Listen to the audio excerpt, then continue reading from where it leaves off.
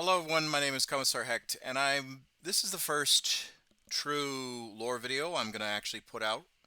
And the premise of this lore video was we were speaking about Ollanius Pius before Games Workshop really took a dive into the Horus Heresy series. And the first book, which I have a copy of, my first book, Horus Rising, was published in 2006. Now, in the video, I mentioned that the Horus Heresy series was around 2012. I was incorrect. I think I misconstrued that date with when I actually started picking up these books around 2012 when I was in England, stationed in England at RAF Lakenheath. So, get that out of the way. But I love the fact that Games Workshop's lore is so rich in mysticism and storied and kind of the vague whisperings of hints in the codex, hints in the rule books, and all that stuff. I do like the fact that Games Workshop has decided to take an aggressive um, uh, action and try and take all those mysticisms and mysteries and murmurs and hints and coalesce them into a cohesive storyline, which is why I think Horus Heresy series is really popular. But this particular video focuses on Ollanius Pius before the Horus Heresy starts to form and actually officially canonizes him as a person, as a perpetual, as a member of the Solar Exilia, and all that stuff. So I hope you really do enjoy this particular video. If you like what you see, please leave a comment down below, and I hope you want to hear more of the mysteries from the far distant past. Because, like I said, I was like I say in the video, I have been doing Warhammer for 22, 23 years, and the lore has changed so much since when I got in back in 2002, 2003 to now. So I hope you enjoy this video. Please like, comment, subscribe, and share your um, thoughts on what lore has changed from now. And let's get to the video. Ollanius Pius, we get back to the deep lore. Ollanius Pius originally, before the Horus Heresy even came out, in whispers of the Guard Codex and in the main rulebook, I think, when they did talk about the Horus Heresy tangentially, right? Because before the Horus Heresy even started, right, or started to take shape with the books, right? Um, it was always talked about the Primarchs, Horus, and all of the traitor Primarchs and Loyalist Primarchs were talked about in this mysticism, this kind of Greco-Roman, legends of old, um, or if you want to go, not as Eurocentric, the stories of Gilgamesh, or the tales of trials, right? That other heroic figures may have gone through at some point in time. And within the stories of the hints and the scattered remnants of the Horus Heresy, a common theme came where when the Emperor was down, was felled by Horus, and Horus was about to strike the final blow, it changed a little bit. First, it was a loyal space marine, right? Stood in front of Horus and was struck down, right? And then that loyal space marine got changed to a custodian at one point, and then the custodian then got changed to a guardsman, right? And then it like rotated between the Space Marine, the Custodian, and the Guardsman several times over. But what I think most people gravitated towards was the Guardsman, right? Because here you have this lowly guardsman, right? Again, they weren't called guardsmen at that point. They were called Imperial Army soldiers, right? They weren't even called Solar Auxilia. Solar Auxilia came. I think it's not even so much that folks don't like Grammaticus specifically. It's the whole idea of the cabal that annoys folks. Yeah, well, that's what I'm talking about. Like, it's the cloak and dagger stuff that the cabal does that either I think people, but we can get back on that later. Yeah. Sorry, yeah, squirrel. You gave me a squirrel to chase. But anyway, so it rotated. So back to Ollanius Pius. It rotated between a Space Marine, I think of the Blood Angels, a Custodian, and Ollanius Pius. And again, this is before Games Workshop really put pen to paper on what happened during the heresy. And what I mean by pen to paper, I mean like putting it into publishing the Horus Heresy story with Black Library. Um, so it rotated around. And the reason why a lot of people gravitated towards Ollanius Pius is because you had this, again, he wasn't considered a guardsman. He was considered an Imperial Army soldier. This is again before the Solar Auxilia was coalesced and formed into the canon that is 40K, or 30K, I should say. And his basically the story of Ollanius Pius is that he believed in the ideals of the emperor so much. The story goes he was just fighting alongside his unit, and when the emperor teleported into the vengeful spirit, he just happened to be the poor son of a bitch that was either next to the teleportation pad or was just happened to be next to the emperor at that particular point and was just kind of like, yeah, I'll go, kind of like, I'm fighting next to someone who truly worshipped as a god, even though he wasn't supposed to, right? Because the emperor did not like the Lectitio Divinitatis, and during the heresy, the cult of the Imperium was considered, right, um, super taboo, right? The cult of the emperor was considered super taboo. You had to be hidden. You had to silently and privately worship the emperor, because there were points where the emperor made examples. This is again before they told the story of monarchia being burned and all that stuff. Um, so you have this guardsman who's fighting alongside who who what he believes is a god, who firmly believes in the imperial truth, but yet secretly worships the emperor.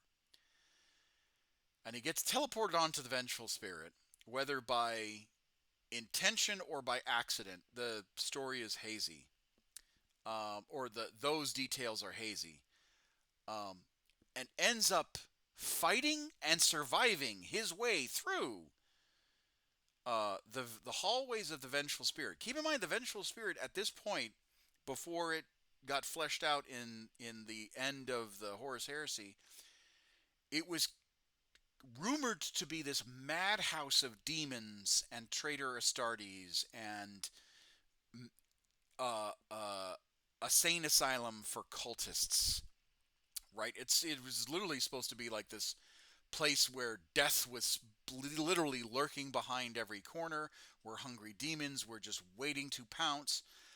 And really, the only thing that kept Ollanius Pius alive was his skills, his grit, and the fact that he was with the Emperor for most of the fighting. Um, so now, again, this is before the Horus Heresy, so we're not talking about the end in the death. which is the title of that wraps up the Horus Heresy for the most part. We're not talking about that. We're talking about what was available and what was hinted at the entire time. So we're talking like pre 2010, right? For the most part, because I think the Horus Heresy started in 2012, if I remember correctly. Um, but even then, before the End of the Death was published, which was not that long ago, right? I think it came out in like 2022 or 2023. Correct me if I'm wrong. But so Ollanius Pius, right? Again, hinted about what happened. Either he got separated or he went on his own missions, and then he managed to find himself into the into Horus's command throne, right? The command control room, right? Horus's throne room, basically. And the emperor, okay, and this is where the meat and potatoes. That's the original void version, but boy, howdy, did they expand on it. Okay, that's what I thought. That's what I thought. Um, and the emperor, right? Basically, right. We go through the song and dance of him seeing Sanguinius getting his ass handed to him and killed by Horus. We go through the song and dance of the emperor and Horus going at dueling each other. We go through the song and dance of Horus being triumphant, right, and crippling mortally wounding the emperor, and we get to now Ollanius Pius's point, and this has not changed once. Again, aside the fact that occasionally it's either a Blood Angel Space Marine or a custodian that interchange with Ollanius Pius. But again, we're talking about Ollanius Pius. Um, so Ollanius Pius, again, had no right to be there. Shouldn't have survived fighting through the hallways of the Vengeful Spirit. Shouldn't have survived doing any of the missions that he was supposed to be going through on the Vengeful Spirit. Had no inconceivable way to fight. Like his chances were literally 0.0000001% of survival. But yet he makes it to Horus's throne room, right? Sees the living embodiment of his secret faith and his beliefs in a better and brighter future be laid low by a man. The act of defiance had not changed. Yeah, no, clearly, right? By a man who, in his own rights, was a fucking god, who was infused by literally, I mean, all four chaos gods were staring into, um, Horus, right? All four of them were fighting over the first person controller at that point. Like Horus, like the original Horus Lupercal was no more, right? It was just this empty vessel just fueled by chaos, right? Laid low his god, the emperor of mankind. And instead of, he could have turned tail, he could have turned his lost gun onto himself and blown his, evacuated his brains out and pulled the trigger and just ended it that way. The man could have done literally anything. He could have soiled himself and just froze. He could have given in to the madness. Like Ollanius Pius literally did the one thing that snapped the emperor out of his, like, I wouldn't say ennui. I would say his depression and sorrow, because the emperor loved Sanguinius and the emperor loved Horus, and he was just kind of like, while he was mortally wounded, he was trying so hard to save Horus and be like, you can literally walk this back. D2Z Commissar, it was fun. Prepared number 12 of the 15 horses now. Okay, all right, well, thank you very much, Wrathtown. Enjoy your day at work. And thank you for joining me for a stream. I do appreciate it. Um, So the so Ollanius Pius could have done literally anything, anything. Ostensibly, the only reason why Horus didn't have enough power to win was is that he wasn't willing to become the champion of any one of the Chaos powers. Potentially, that is definitely a theory that a lot of people have floated. Um, but when you have all four Chaos gods staring at you, giving you their blessings, that's a you know that's a mighty powerful place to be. You are on par, if not equal to, um, a lot of beings in the universe at that point. But back to what I was saying, you know, Ollanius Pius could have done any of those things. Could have ran, could have committed suicide, could have just froze, could have gone mad, uh, you know, you know, just uh, all of the above, right? But no, instead, what he did was he stood in front of Horus and said, "Not one step further." And he put himself in direct harm's way. Now, obviously, we know what happens next. Horus literally strikes Ollanius Pius with his massive mace. Ollanius Pius gets quite literally erased from the universe. There is no shred of Ollanius Pius left. Now there have been rumors that a small piece of Ollanius Pius's soul is drifting around in the warp, in the Astronomicon part of the warp. Um, but realistically, when Horus basically deleted Ollanius Pius from the source code, that was it, right? There was no coming back from that. Yes, in the later Horus Heresy books, they claim that he's a perpetual, so he can never die. But let's be real here. That man ain't coming back.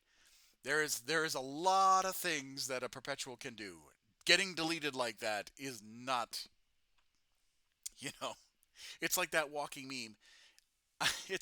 It's like that meme of that one person with half their face gone. It's like, I just need some ibuprofen for my headache. There's there's no medicine in the world that can bring that man back. He he was literally a shadow on the wall. The after image of him getting smoked, right? Um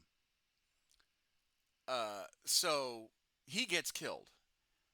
That instance of sacrifice is what snaps the emperor out of his either depression or whatever you want to call it, and basically is like the final straw that breaks the camel's back, right?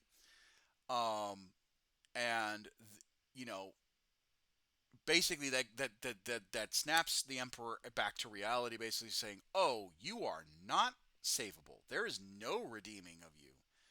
You know,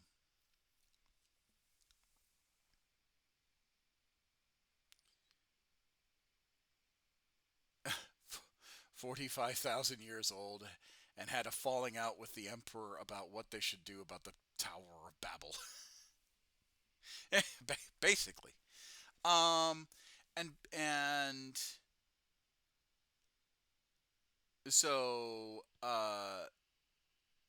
the emperor gets basically that was the wake up call, and I was like, oh, you're not redeemable. Horus is not redeemable whatsoever. So what's good for the goose, i.e., Ollanius Pius, is good for the gander, i.e., Horus. And uh, as Horus deleted Ollanius Pius from the source code, the Emperor basically poured all of his wrath, all of his anger, all of his um, disappointment into one final attack, and then thusly deleted Horus from the source code. To the point that I think, if I remember correctly, like the psychic screams of Horus's death harmed all four Chaos Gods, um, because they were so vested into him. So yeah, that's that's what happened. Um, and that again, this is all before. I got to say this. This is all before the Horus Heresy got started, right? Before Black Library published the Horus Heresy. Um, but yeah, I love the story of Ollanius Pius because, and that's kind of why I fell in love with the Guard anyway. Like I like the fact that it's just humans fighting the horrors of the universe. There's no like the most anyone could be as a human is either a commissar or a stormtrooper because at that point like you are at the pinnacle of human conditioning where you could be gene enhanced slightly. You could be gene therapy, or you could be psycho indoctrination and conditioning to hell and back. You could have some. There's this surgery called gland warriors, and basically they surgically implant glands into your body that dump combat stims and uh, uh, other kinds of not narcotics, but like healing drugs and all that stuff. I mean, some of the combat sims are narcotics, um, but like so there's that side of like what you could push a human to. But once you get to that point, you cross a threshold where you become transhuman, or you basically go insane from all the like the surgeries and whatnot and the psycho conditioning. So commissars are like the pinnacle of human um, of like baseline humans. Sisters of Battle are the pinnacle of baseline humans, and the Stormtrooper Corps, the Tempestus Scions, and other Stormtrooper variants therein are like the pinnacle of baseline humans, because they're psycho conditioned. They have gene therapy in some cases, especially for the sisters, because they wear a similar thing for the black carapace for their power armor. Stormtroopers can be glanded, right? They can have surgeries to have glands put into them and all that stuff to be quote unquote gland warriors. It's a great legend, irregardless of the truth of who Ollanius was. The idea of a lone man standing up to defend the emperor against Horus is such a powerful story. Yeah, and that's why I love it. That's why I love both that story before they fleshed it out in the End and the Death in the Horus Heresy, and why I love the Guard, because it's just humans. It's just baseline humans doing everything in their power to fight for another, like to quote Dylan Thomas, rage against the dying of the light, you know. um and I find that to be very powerful.